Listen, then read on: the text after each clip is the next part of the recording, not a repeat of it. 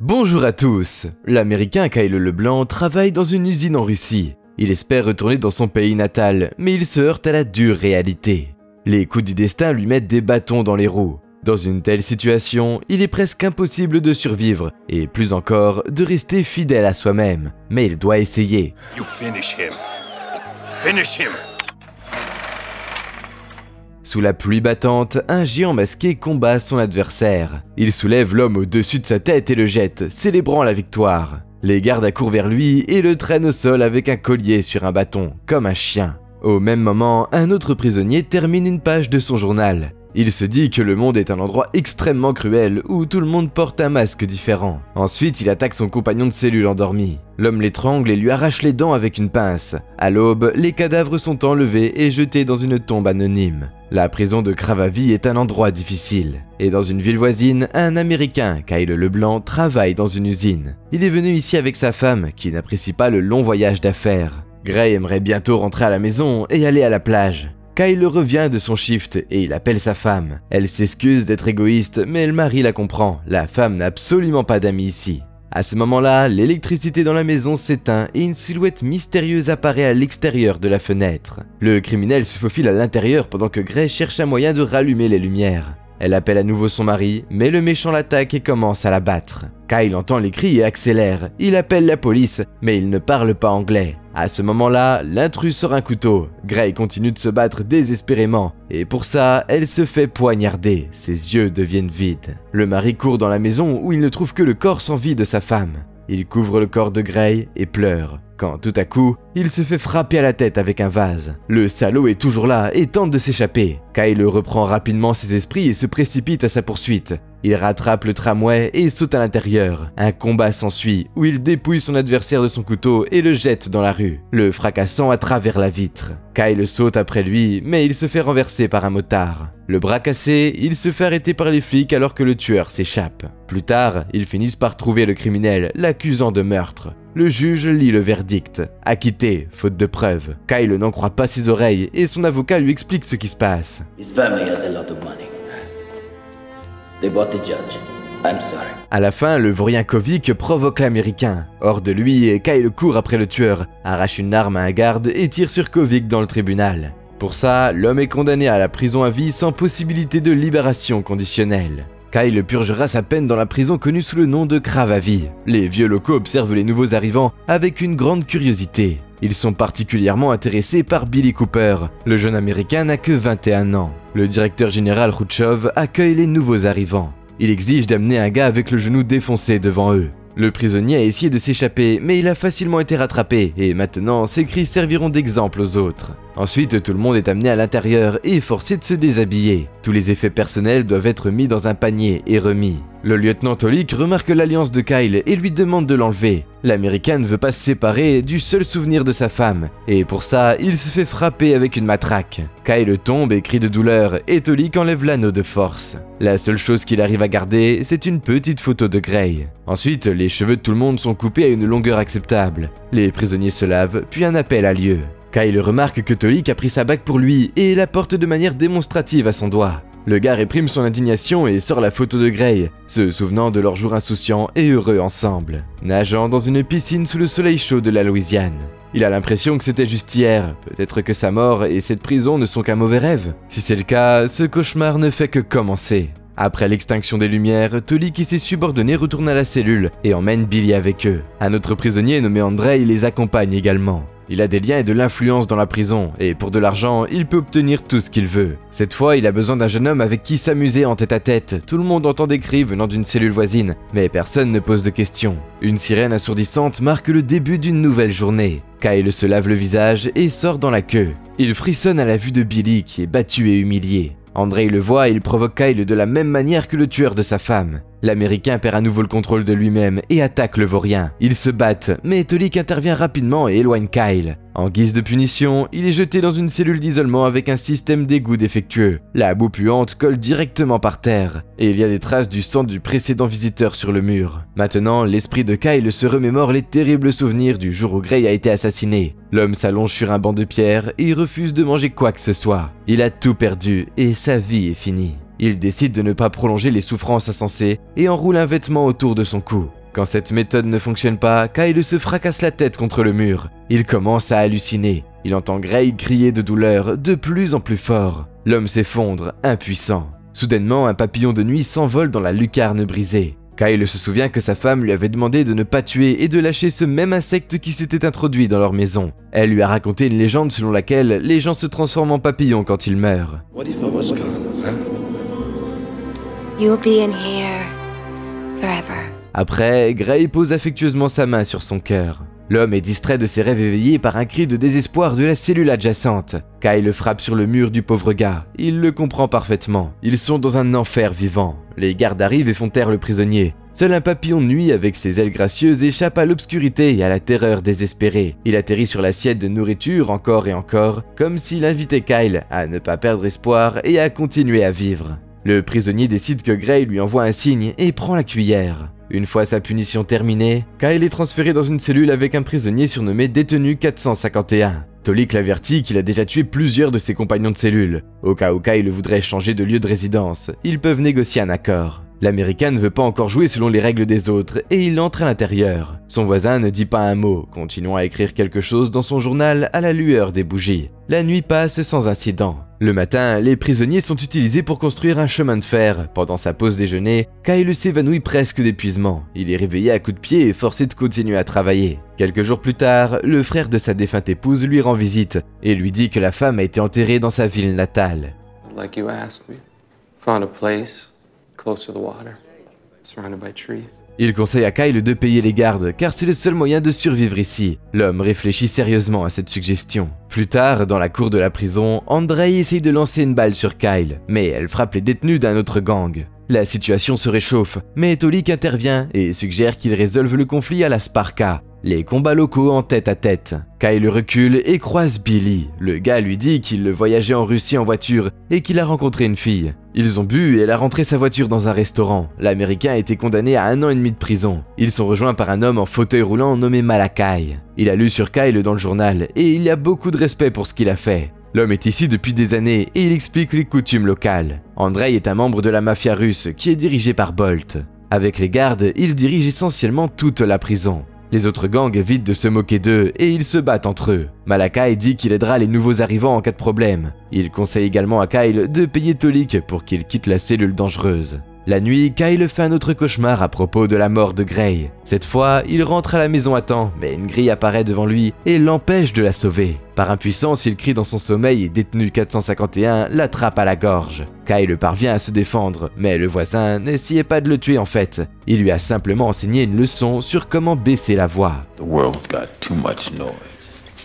I've earned my peace and quiet. Kyle, Malakai et Billy sont assis à la même table au déjeuner. Le garçon a la peine la plus courte et lui conseille de garder la tête baissée afin de sortir vivant. Malakai, d'autre part, survit en vendant des substances illégales dans la prison. Là, Andrei s'approche et crache dans la nourriture de Kyle. Billy ne peut pas le supporter et se jette sur la canaille. Il se fait traîner et le voyou menace de le rencontrer à nouveau après le coucher du soleil. Sur la promenade, Kyle donne de l'argent à Tolik et lui demande de déménager. Sauf que la somme ne suffit pas. Un spectacle de musique et de danse par des hommes déguisés en femmes est organisé dans la cour. C'est une préparation pour les combats. Aujourd'hui, Andrei, le favori de la foule, sera en compétition. L'administration et les prisonniers font leur pari, après quoi le combattant massacre brutalement son adversaire. Il donne un coup de pied à l'ennemi alors qu'il est à terre, ce pourquoi la bande du perdant court dans le ring. Les gardes dispersent les prisonniers et Kyle demande à Malakai si son compagnon de cellule chauve se bat. Le grand gars a renoncé à se battre en public il y a longtemps. Le général Khrouchtchev était mécontent et lui ont trouvé une autre utilité. Maintenant, ils utilisent le gars pour se débarrasser des prisonniers indésirables et pour gagner de l'argent sur les échanges de cellules. Le soir, Billy est de nouveau emmené chez Andrei. Avant ça, le gars essaye d'aiguiser une brosse à dents pour pouvoir se défendre. Dans la cellule, il sort tout de suite son arme, mais Andrei l'enlève et poignarde Billy sur le côté. Tolik espère gagner plus d'argent avec l'Américain et il ordonne de l'emmener à l'infirmerie. Le lendemain, Kyle travaille à nouveau sur le chemin de fer. Un gars du gang russe lui donne un coup de pied sans raison, l'accusant d'être irrespectueux. Un garde demande ce qui s'est passé et il se range du côté des gangsters. Kyle riposte, mais les trois lui donnent une raclée. This is not America. Don't be a hero. Take him back to the hall. Yes. Kyle se retrouve dans la salle de punition familière. Il salue son voisin, qui gémit toujours derrière le mur. On dirait qu'ils ne l'ont jamais laissé sortir de là. Seuls les rêves de Gray font que Kyle oublie brièvement la nourriture horrible et le lit de pierre inconfortable. Les jours passent et se fondent en une seule journée. Kyle reçoit à nouveau la visite du papillon. L'homme lui parle, ce qui l'aide à passer le temps. Pendant une averse, la cellule est inondée à travers un trou dans le plafond. Kyle entend les gardes emmener son voisin se battre. Miloche, qui fait 2 mètres de haut, pèse près de 130 kilos. Au bout d'un moment, Kyle est enfin libéré. Pendant qu'il part, il voit une montagne de nourriture se faire livrer à son compagnon de cellule. Le géant continue de hurler amèrement. À son retour, Kyle se fait remarquer par Andrei qui le menace à nouveau. Puis un meurtre se produit dans la cour. Un gang envoie un message à l'autre. Les affaires sont les affaires. Le soir, Kyle se retrouve seul dans sa cellule et il décide de regarder les notes de son compagnon de cellule. 451 écrit que la haine l'aide à remplacer l'espoir et à survivre. Avec un visage mécontent, le voisin apparaît dans l'embrasure de la porte. Ils échangent des regards, mais Kyle reste indemne. Dans la cantine, Andrei s'en prend encore à l'américain, laissant entendre qu'il veut passer la nuit avec Kyle. En réponse, l'homme se lève et le frappe au visage. Les autres Russes se précipitent et commencent à le tabasser. Mais Kyle ne se rend pas et continue ce qu'il avait commencé. Tolik rompt à nouveau le combat et il ramène l'instigateur dans la cellule de punition. 451 observe de loin la souffrance de son voisin. Il sait que dans le désespoir, tout le monde se tourne vers Dieu tôt ou tard. When he doesn't show up, it's up to you to deal with your own miserable life. Cette fois, Kyle passe son temps en isolement à s'entraîner. Pendant ce temps-là, une vieille mine est trouvée sur le chemin de fer. Une voiture avec des gardes roule accidentellement dessus et explose. Billy profite de la situation et se précipite dans le champ avec son ami. Les gardes ouvrent le feu sur eux, tuant l'un des gars. Billy continue son évasion, traversant des marécages et des champs. Mais dans les espaces ouverts, il ne peut pas se cacher de l'hélicoptère et les gardes le rattrapent. Tolik tabasse le prisonnier et l'accuse de leur avoir coûté beaucoup d'argent. Il n'est pas envoyé en cellule de punition, car il est plus utile comme jouet pour Andrei. Et Kyle continue de renforcer ses muscles même après son retour dans sa cellule. Son voisin se rend compte de ce qui se passe. L'Américain a été poussé à ses limites, et maintenant il va se battre jusqu'au bout. Mais ça lui fera oublier son passé, et il deviendra un rouage dans cette machine inhumaine. La direction de la prison voit les progrès de Kyle et lui donne l'occasion de combattre Andrei dans la Sparka. C'est une offre qu'il ne peut pas refuser. Les grosses têtes sirotent du champagne, pariant sur une victoire rapide pour le Russe. Le combat commence. Kyle rate quelques coups, mais il se relève rapidement et continue le combat. Il manque de technique et d'expérience, mais il finit par sortir son adversaire avec un crochet puissant. Billy applaudit désespérément son ami, qui frappe Andrei encore et encore. Dans une rage, ce dernier saute et envoie Kyle par terre, procédant ensuite à le battre. L'Américain a du mal à récupérer, alors son adversaire le nargue. Mais au dernier moment, l'homme parvient à faire tomber Andrei au sol et à enfoncer ses dents dans son cou. Khrouchtchev ordonne d'arrêter le combat, mais il est trop tard. Andrei saigne et meurt. Kyle, dans un accès de folie, laisse échapper un cri de victoire. Son compagnon de cellule n'accueille pas ce nouveau côté de l'homme, avertissant que le plaisir de la victoire s'estompera rapidement. Mais Kyle continue d'entrer dans l'arène, devenant le nouveau favori des paris. Les gardiens des autres prisons font venir leurs combattants pour participer à la compétition. Tuer son adversaire est devenu un événement régulier pour Kyle. Les détenus ont peur de s'opposer à lui et ils se réjouissent de ses victoires. When you bend to play their game, you are losing. Malakai et Billy sont également préoccupés par la cruauté qu'ils voient chez leur ami. Le compagnon de cellule demande à Kyle s'il se rend compte de ce qu'il est en train de devenir. L'homme n'a rien à dire, il se fiche de ce que les gens pensent de lui. Bientôt, le frère de Gray arrive à nouveau d'Amérique. Il essaye de tout faire pour que l'homme retourne dans son pays natal, mais l'homme ne le veut plus. Il demande de ne pas lui donner de faux espoirs avec des promesses vides et d'oublier son existence. Billy prévoit de s'évader lors des célébrations d'une fête nationale. Kyle l'avertit des conséquences, mais le gars ne supporte plus la situation. Malakai l'aide à organiser l'évasion. Ensuite, un nouveau détenu, Valia, vient rencontrer le favori des combats locaux. Il veut clairement venger Andrei, mais Bolt l'empêche d'agir imprudemment. Pendant que Khrouchtchev prononce un discours solennel, Billy tente de s'échapper en douce, mais il est repéré à l'extérieur et les gardes l'amènent à Tolik. Le lieutenant le bat, disant que le gars ne sortira jamais de prison et qu'il continuera à lui faire gagner de l'argent. On apprend que Malakai a balancé son ami en échange de médicaments pour lui-même. 451 note la trahison, et Billy est remis à Valia pour que l'homme puisse le torturer. Le garçon résiste et lui crache au visage, se battant jusqu'au bout. Le matin, il est retrouvé mort dans une mare de sang. Kyle est autorisé à dire un dernier adieu à son ami. Don't let them turn you into something you're not. Après ces mots, Billy meurt. Son corps est enterré dans une tombe anonyme. Son tourment est terminé. Le prochain combat de Kyle est prévu contre Valia. Il a été transféré d'une autre prison pour le grand spectacle. Mais Kyle ne continuera pas à jouer au jeu des autres. Il s'assoit par terre et refuse de se battre. Valia le bat quand même, mais la volonté de l'homme ne peut plus être brisée. Tolik emmène l'Américain, promettant une punition sévère. Il est menotté à un poteau à l'extérieur, où il passe jour après jour dans le froid, la chaleur et la faim. La seule issue, c'est de se rendre et d'accepter d'entrer à nouveau dans l'arène. Pendant ce temps-là, 451 achète du kérosène à Malakai. Il le verse ensuite directement sur le traître et sort des allumettes. L'homme handicapé justifie ce qu'il a fait en disant qu'il ne pouvait pas survivre sans le médicament. Mais ça ne sert à rien. Le corps de Malakai est englouti par les flammes. Après s'être vengé, 451 se souvient de son enfance. À l'école, il a été victime d'intimidation en raison de son trouble de la parole. Son instituteur était le seul à soutenir le garçon. Ils sont devenus proches, puis l'homme a utilisé le gamin.